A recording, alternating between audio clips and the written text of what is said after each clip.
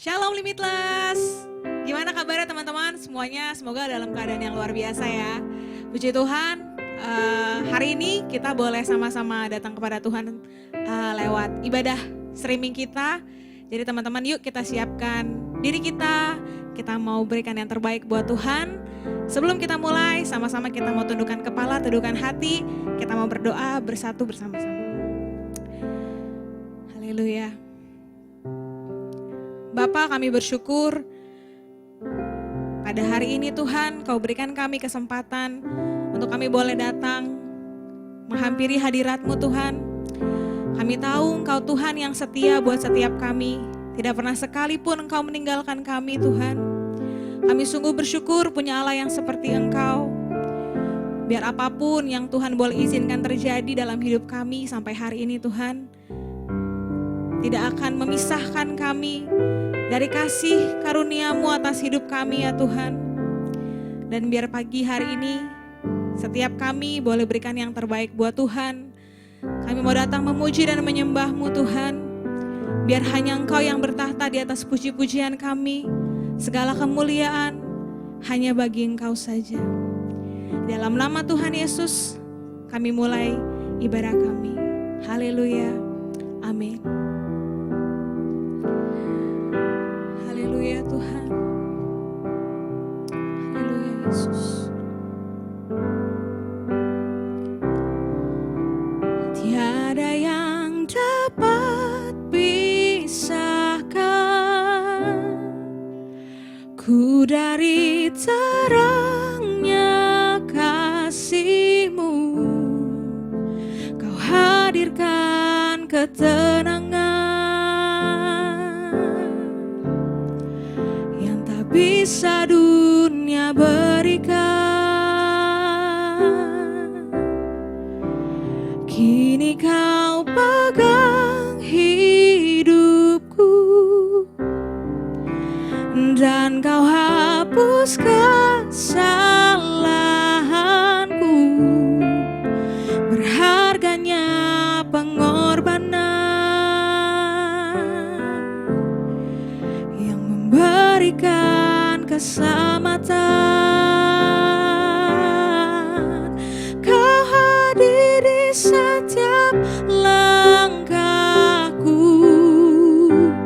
Ku aman di dalam hadirat-Mu.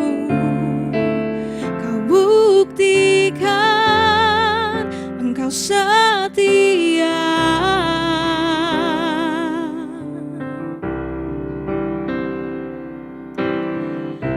Kan ku angkat tinggi tanganku, tanda ku berserah kepadamu.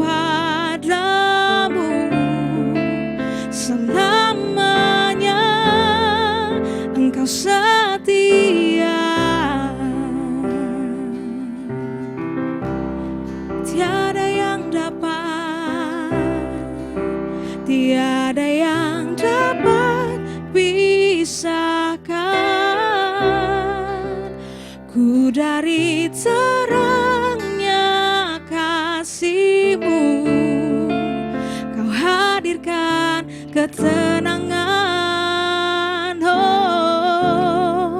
yang tak bisa dunia berikan.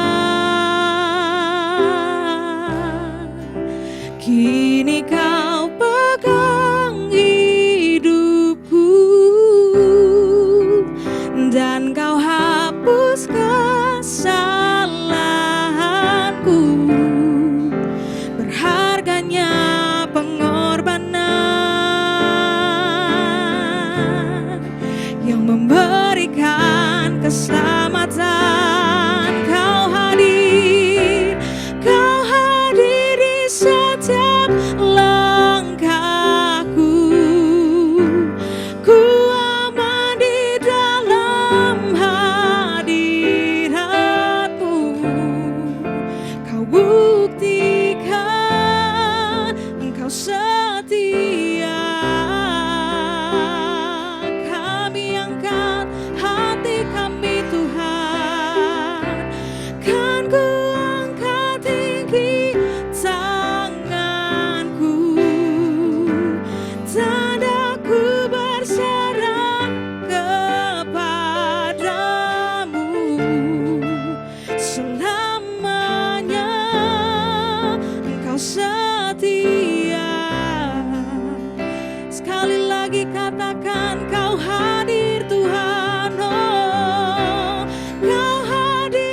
setiap langkahku. Ku aman di dalam hadirat-Mu. Kau buktikan Engkau setia. Kami angkat lebih lagi Tuhan, kan ku angkat tinggi tanganku, tanda ku berserah kepadamu. Selamanya Engkau setia. Oh, your presence, Lord. Oh, your presence never leaves me, and you'll never forsake me. Oh, your presence never leaves me, and you'll never forsake me. Oh, your presence never leaves me, and you'll never forsake me. Oh, your presence never leaves me, and you'll never forsake me. Oh, mari sembah Tuhan. Your presence, Lord. Oh, we need you more and more, Jesus. We worship you. We worship you. Oh, you are my Lord, you are my God. Selama-lamanya Kau Allah yang setia. Kau Allah yang setia. Kasih-Mu Tuhan ada bagi kami, tak pernah habis. Oh, biar segala pujian dan hormat kami naikkan hanya bagi-Mu. Kau Tuhan yang selalu bersama kami. Kau Tuhan yang peduli akan kami. Terima kasih Tuhan. Kami bersyukur punya Allah yang seperti-Mu. Kami bersyukur kami ada sampai hari ini. Semua karena anugerah-Mu, semua karena kebaikan-Mu Tuhan. Kekuatan yang baru Kau curahkan selalu bagi kami. Terima kasih Tuhan. Terima kasih Tuhan. Haleluya Tuhan. Biar sampai selama-lamanya hanya nama-Mu yang kami puji dan kami sembah. Hanya di dalam Engkau Tuhan kami boleh menaruh harapan kami. Kami boleh berserah Tuhan hanya kepada Engkau. Sebab Engkaulah sumber kehidupan kami. Engkaulah segala-galanya Tuhan. Terima kasih ya Bapa. Terima kasih Tuhan. Inilah pernyataan dari lubuk hati kami Tuhan Yesus. Haleluya. Hanya Kau yang menjadi tempat jawab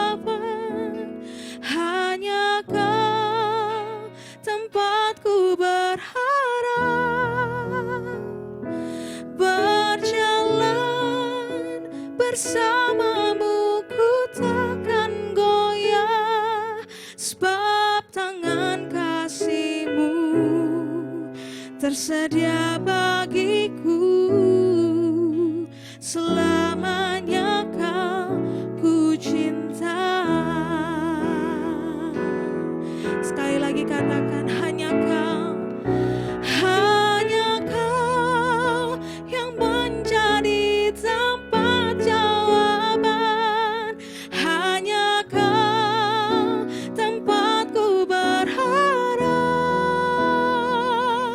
Berjalan bersamamu ku takkan goyah, sebab tangan kasih-Mu tersedia bagiku. Selamanya Kau ku cinta.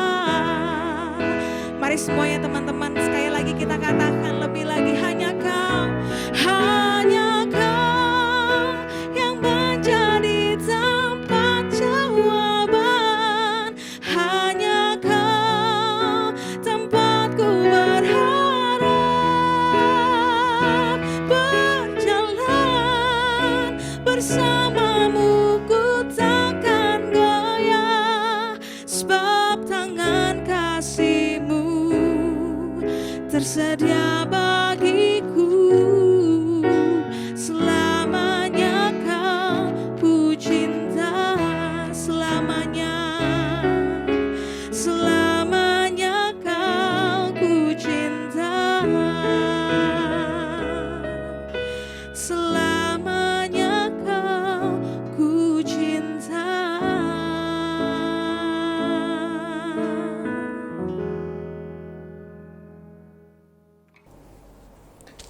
Oke, teman-teman, sebelum kita mendengarkan firman Tuhan, kita mau menaikkan pokok-pokok doa kita. Nah, teman-teman yang mau menyampaikan pokok-pokok doa bisa kontak kita via line, atau kita akan buka question box di Instagram story kita di Limitless Youth Community. Nanti teman-teman bisa langsung input aja ke situ pokok-pokok doa apa yang mau didoakan bareng-bareng sama kita. Nah, sebelum kita mendengarkan firman, mari kita bersatu dalam doa.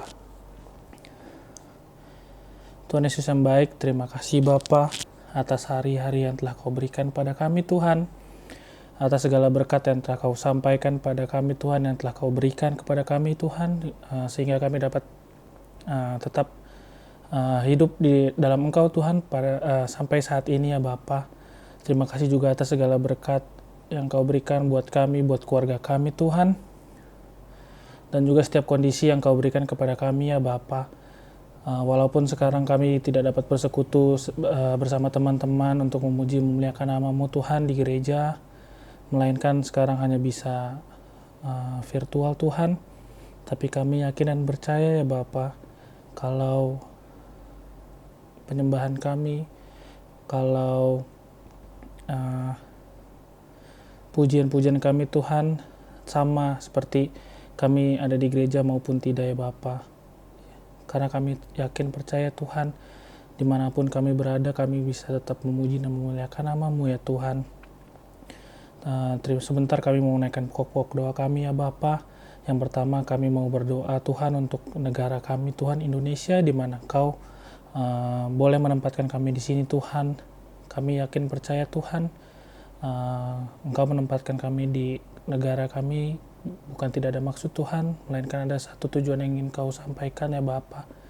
Kau juga terus mengurapi pemimpin-pemimpin negara kami Tuhan. Kiranya Kau terus mengurapi Pak Presiden Jokowi ya Bapa dalam menangani kasus-kasus yang ada yang mungkin pada saat ini, dan juga Kau terus memimpin dan mengurapi setiap pemerintahan yang ada di tempat kami Tuhan, dan juga Kau terus urapi dari yang paling atas hingga yang paling bawah ya Bapa. Kami juga mau berdoa Tuhan untuk kota kami Jakarta ya Bapa. Walaupun pada saat ini kami masih social distancing, kami masih melawan virus COVID-19 Tuhan, tapi kami yakin percaya Tuhan kalau Roh Kudus-Mu selalu mengurapi negara kami, Kau selalu mengurapi kota kami juga ya Tuhan. Lalu kami juga mau berdoa ya Bapa untuk gereja kami di Tomang Tuhan, walaupun Pada saat ini kami masih belum bisa bergereja di Tomang Tuhan, tapi kami yakin percaya Tuhan pada suatu saat nanti, pada saat wabah ini sudah mulai membaik, kami bisa berkumpul, kami bisa memuji memuliakan namamu di gereja di GBI Sentral Tomang ya Bapa. Kau juga terus urapi Bapak Gembala kami Tuhan, Om Kiki dan Tante Ika ya Bapa, yang memimpin gereja kami Tuhan. Kiranya Kau terus beri kekuatan untuk mereka Tuhan, serta jajaran-jajaran di bawahnya ya Bapa, seperti tim gembala dan segala pengurus yang membantu untuk mensupport ya Tuhan. Kami juga berdoa Tuhan untuk saudara-saudara kami Tuhan yang masih mungkin ada yang terdampak dari masalah COVID-19 ini Tuhan. Mungkin ada orang tua kami yang sedang dirumahkan atau yang sedang bingung mau mencari uangnya di mana Tuhan, atau juga orang tua kami yang pada saat social distancing ini tapi harus tetap keluar untuk bekerja Tuhan. Kami yakin percaya Roh Kudus-Mu yang selalu mengurapi sehingga imun yang ada Tuhan dapat melindungi tubuh kami ya Bapa.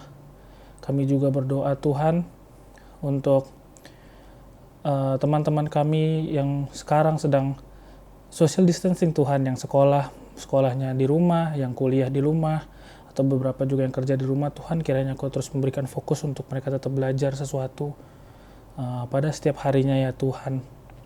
Dan juga kami berdoa untuk teman-teman kami juga yang mungkin sedang sakit, yang mungkin sedang dalam pergumulan Tuhan. Kami yakin dan percaya Tuhan memang izinkan kami mengalami itu karena Tuhan mau kita belajar sesuatu Tuhan. Terima kasih ya Bapa atas segala yang Kau berikan pada kami, dan juga kami minta ampun Tuhan atas segala kesalahan-kesalahan apapun yang telah kami perbuat, baik sengaja maupun tidak sengaja ya Bapa. Dalam nama-Mu kami berdoa dan ucap syukur. Terima kasih atas pokok-pokok doa ini. Amin. Shalom teman-teman. Sebelum kita mulai dengarkan firman Tuhan, mari kita berdoa. Bapa, terima kasih, kami bersyukur buat hari ini.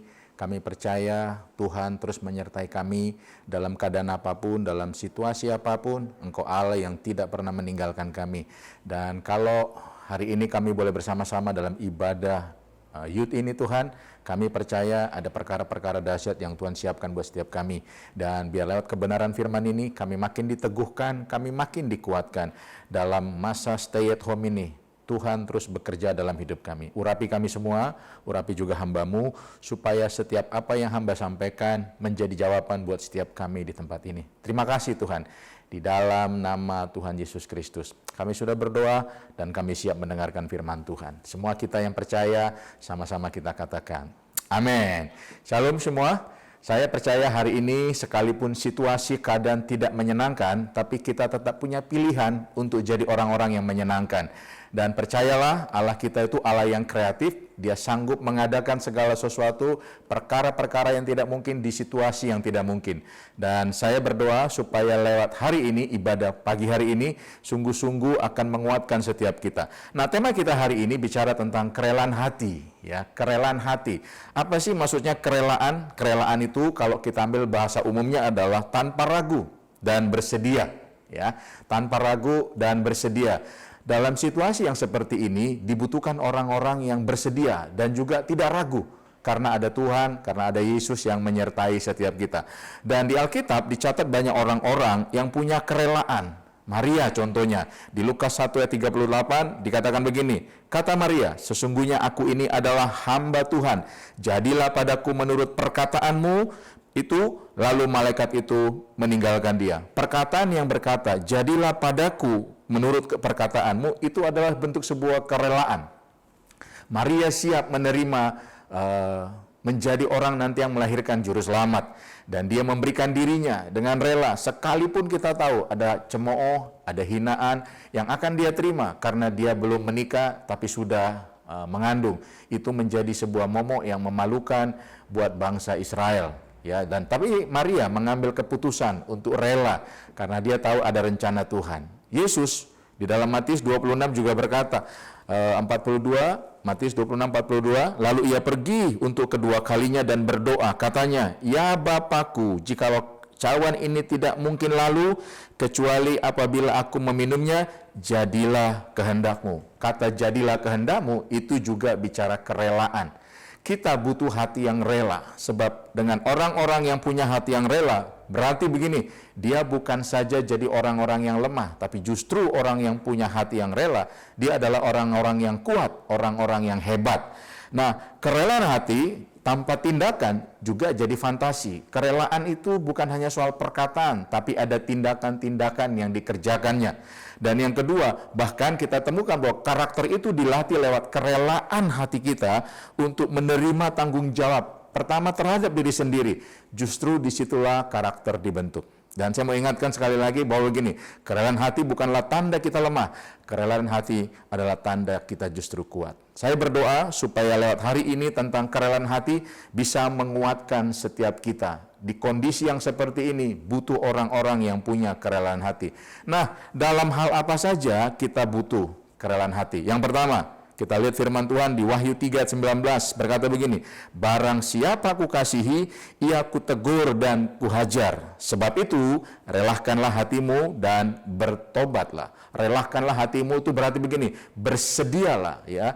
Bersedialah dengan sungguh-sungguh dan tanpa ragu, bersedialah. Karena firman Tuhan berkata begini, relakanlah hatimu dan bertobatlah.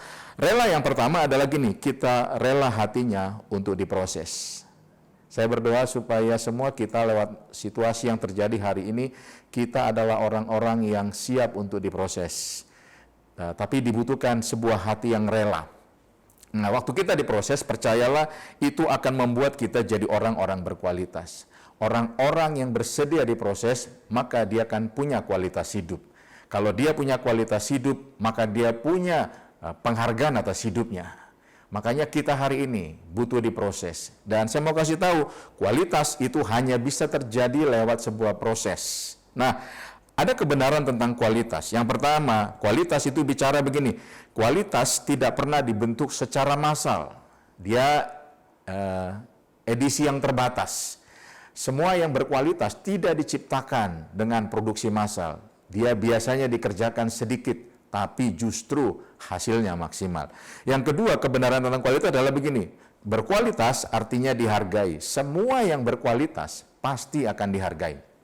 Dan yang ketiga, kebenaran tentang kualitas adalah begini, orang-orang yang berkualitas selalu akan dicari oleh orang lain. Dan kualitas, kebenaran tentang kualitas yang terakhir adalah selalu ada di tempat yang berkualitas. Jadi orang-orang yang berkualitas, itu semua ada di tempat yang berkualitas. Jadi saya mau katakan semua kita ini, teman-teman, anak-anak muda, bahwa begini, untuk menjadi orang-orang yang berkualitas, butuh yang namanya proses. Untuk orang menjadi diproses, butuh yang namanya kerelaan hati.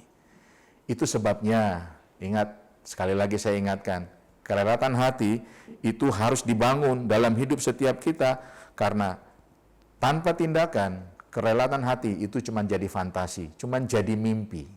Kita mau punya kerelaan hati, harus ada tindakannya. Itu sebabnya tanpa ragu kita mengerjakan itu. Dan kita bersedia mengerjakannya. Seperti Maria bersedia, seperti Yesus juga bersedia. Biarlah kehendakmu yang jadi. Dia rela untuk mengerjakan itu. Nah, berkualitas yang kita bangun itu bukan hanya buat diri kita sendiri. Berkualitas juga di dalam kerohanian kita. Kualitas kerohanian kita itu perlu dibangun. Ya, makanya gini, setiap hari baca firman, setiap hari berdoa, setiap hari saat teduh. Ingat, untuk mengerjakan semuanya itu proses. Tapi untuk bisa menikmati prosesnya, kamu harus punya yang namanya kerelaan hati. Jadi kerelaan yang pertama adalah begini, kerelaan hati untuk diproses. Karena setiap proses pasti menghasilkan kualitas yang baik. Saya berdoa supaya teman-teman dalam kondisi yang seperti ini, kualitas rohaninya tetap bertumbuh sekalipun dalam situasi yang sulit seperti ini. Yang kedua, kualitas juga di dalam kehidupan. Kita jadi orang-orang yang berani berkata tidak terhadap dosa. Teman-teman harus berani berkata tidak terhadap dosa. Kita adalah orang-orang yang tidak mau kompromi sama dosa. Dosa adalah dosa. Dan kita hidup bukan menurut standar dunia, tapi kita hidup menurut standarnya Tuhan. Dan ini waktunya semua kita, sekalipun kita dikepung sama situasi yang tidak menyenangkan hari-hari ini, Tuhan mau kita tetap mencintai proses ini. Karena di akhir dari proses ini, Tuhan akan melihat bahwa ada kualitas kerohanian yang bertumbuh, ada kualitas kehidupan yang bertumbuh, juga ada kualitas dalam kuliah, sekolah, bahkan dalam kerja kita. Ya, teman-teman yang hari ini bangun kualitasmu, jadi anak Tuhan. Jangan cuma pinter beribadah, pinter baca firman, pinter saat teduh, tapi nilainya jadi jelek. Harus tetap bagus. Karena kita mau muncul juga orang jadi orang berkualitas di dalam sekolah kita, kuliah kita, bahkan dalam pekerjaan kita. Jangan takut, tunjukkan. Jangan cuma pintar jadi orang-orang yang di dalam gereja, tapi di luar, dalam pekerjaanmu, dalam sekolah, kuliahmu, kamu juga orang-orang yang hebat dilihat oleh orang lain. Supaya orang bisa melihat Kristus yang ada di dalam kamu. Juga berkualitas dalam pelayanan. Teman-teman hari ini yang ada dalam pelayanan, tetaplah berkualitas. Kalau hari ini mungkin tidak ada ibadah di gereja, bukan berarti Anda berhenti melayani. Anda bisa mengerjakannya, Anda bisa melakukannya. Mungkin Anda bisa encourage teman-teman Anda, kuatkan mereka. Itu juga sebuah pelayanan. Berikan yang terbaik. Pelayanan bukanlah hobi. Pelayanan bukanlah karena keinginan situasi. Pelayanan itu adalah karena kita mengasihi Tuhan. Sadari hari ini apapun yang terjadi, tetaplah kamu punya hati yang mau mencintai proses ini. Relalah dirimu, ya. Berikan kerelaan hati untuk diproses. Sebab nanti pada akhirnya setelah semuanya ini berlalu, Tuhan menemukan Anda jauh lebih hebat, jauh lebih meningkat karakternya daripada sebelum Anda mengalami masalah yang terjadi seperti sekarang ini. Dan saya berdoa supaya tidak ada satupun yang menghalangimu untuk bertumbuh. Kenapa? Yang pertama, kamu harus punya kerelaan hati untuk diproses sama Tuhan. Diproses tidak enak. Diproses itu tidak nyaman. Tapi hasilnya selalu membanggakan. Dan apa yang kita alami, proses ini nanti untuk diri kita sendiri. Nah yang kedua, di dalam hal apa lagi kita perlu punya kerelaan hati. Yang kedua, Kisah Rasul 17 ayat yang ke-11. Dikatakan begini, orang-orang Yahudi di kota itu lebih baik hatinya daripada orang-orang Yahudi di Tesalonika. Kenapa? Ternyata gini, karena mereka menerima firman itu dengan segala kerelaan hati. Dan setiap hari mereka menyelidiki kitab suci untuk mengetahui apakah semuanya itu benar demikian. Yang kedua yang kita harus punya dalam kerelaan apa? Kerelaan hati untuk menerima firman Tuhan. Pagi hari ini kalau kamu mendengar firman Tuhan, ini bukan buat orang lain.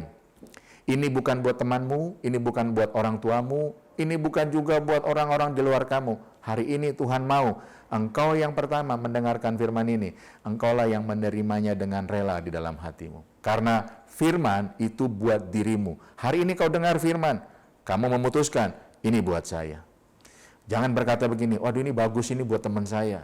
Tidak. Tuhan sedang tidak beracara buat temanmu hari ini.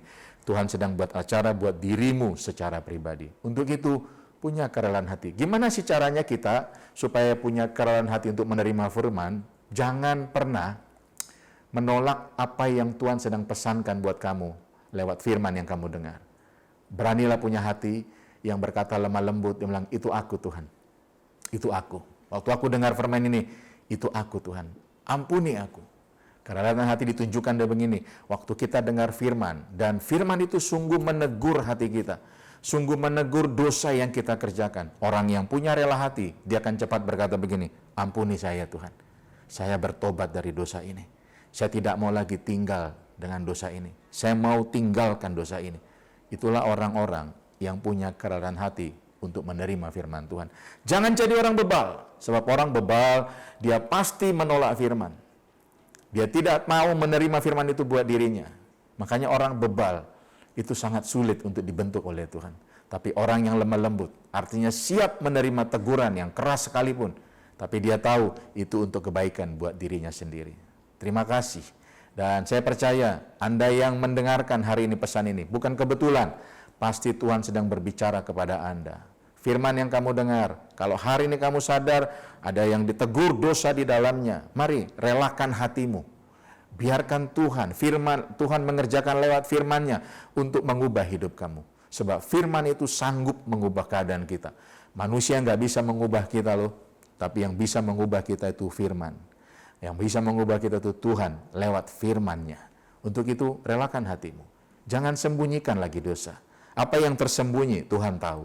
Bahkan kamu tidak cerita pun Tuhan tahu. Tapi engkau butuh sebuah kerelaan hati untuk jujur mengaku, ampuni saya Tuhan. Mungkin hari ini kamu sedang hidup dalam pornografi. Mungkin hari ini kamu sedang hidup dalam pemberontakan. Mungkin hari ini kamu sedang hidup dalam narkoba. Apapun dosa itu yang bertentangan dengan firman Tuhan. Kalau kamu dengar hari ini pesan Tuhan buat kamu, bahwa kita harus punya rela hati untuk firman Tuhan, jangan tolak firman itu. Biarkan firman itu kamu terima, dan dia bekerja di dalammu untuk mengubah hidupmu. Dan aku percaya, tidak ada orang yang tidak bisa diubah lewat firman. Semua firman sanggup mengubah keadaan kita. Dan aku percaya tuh, apapun yang terjadi hari ini, wah mungkin teman-temanku hidup dengan kondisi yang seperti ini, hanya main internet karena itu yang bisa mereka kerjakan. Main medsos, tapi bisakah kita hari ini, sekalipun kita hanya bermain medsos, ya, internet, apapun namanya, kita melakukannya dengan cara yang benar, menjadi terang buat orang lain. Saya berdoa mulai hari ini, relakan hatimu dibentuk untuk firman. Nah, apalagi yang kita perlu rela? Yang ketiga, 2 Korintus 9 ayat 6 sampai 7. Dikatakan begini, ayat 6, 2 Korintus 9 ayat 6 dan 7. Ayat 6 berkata begini, camkanlah ini, orang yang menabur sedikit akan menuai sedikit juga, dan orang yang menabur banyak akan menuai banyak juga. Ayat ke-7, hendaklah masing-masing memberi menurut kerelaan hatinya, jangan dengan sedih hati atau karena paksaan, sebab Allah mengasihi orang yang memberi dengan sukacita. Yang ketiga, kerelaan hati yang dibutuhkan adalah kerelaan hati untuk memberi.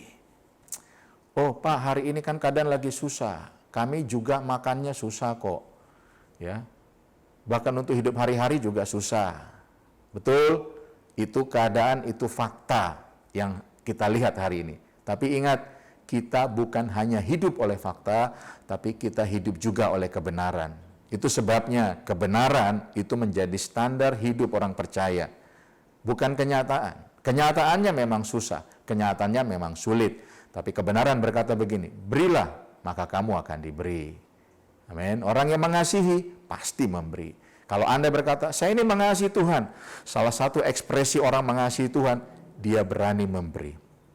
Justru di masa-masa sulit inilah, Tuhan mau kita punya kerelaan hati untuk memberi. Kita butuh, kita pingin, tapi ternyata kita lebih rela untuk memberkati orang lain. Itu kerelaan yang sungguh luar biasa. Ingat, firman Tuhan berkata begini, bukan soal apa yang kita punya, tapi apa yang kita lakukan dengan apa yang kita punya. Memberi dari kelebihan, itu biasa. Tapi memberi dari kekurangan kita. Sementara di situasi yang sulit ini, itulah yang sangat menyenangkan hati Tuhan. Itu sebabnya janda miskin itu waktu memberi cuma sedikit.